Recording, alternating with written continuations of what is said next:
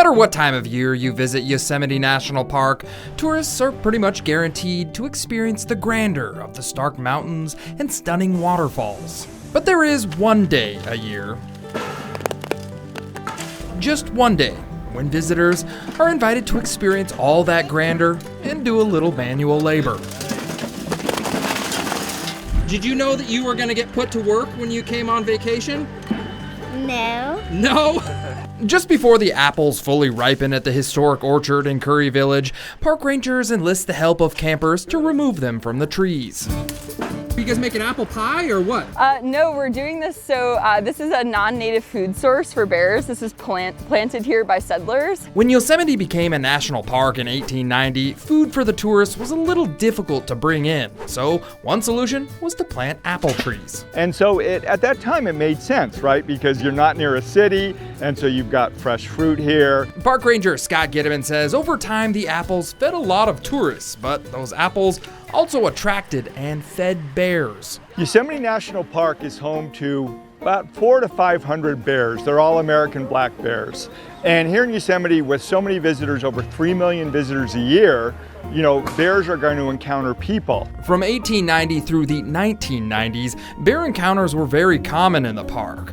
Tourists often fed bears, and sometimes those encounters were not friendly. Here in Curry Village in particular, we would have 3, 4, 5 cars broken into every night. We were having a lot of problems. We had hundreds of thousands of dollars in property damage. Bears are so strong they can rip off car doors. So in the 1990s, the park started the Keep Yosemite Bears Wild program. The goal was to prevent bears from eating human food.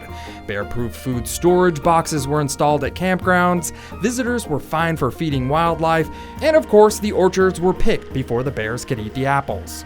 So the whole idea is that people and bears can coexist here in Yosemite Valley, and we've been tremendously successful. In fact, the bear incidence rate has dropped over 90%.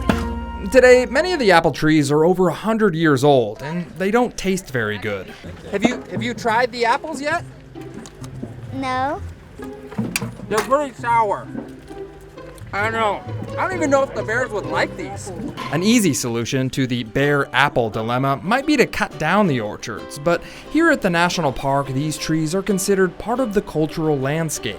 Because they are historic, though, we can't remove them, and so the only thing that we can do is just manage them and manage the bears from getting them as much as possible. Go over there, show them. Show them to the camera. The good news is, the apples really don't go to waste. The campers are welcome to take home as many as they want.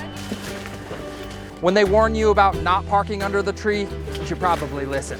As for the bruised and bitter apples, they're donated to a local pig farm. Of all the places to pick apples, this is a pretty darn good place, I'd say. The view is not bad. Apple picking happens just once a year in Yosemite, and the date is generally announced mid-summer, so keep an eye on the park's website. From the Curry Village Apple Orchard at Yosemite, I'm John Bartell. Hope to see you on the Backroads.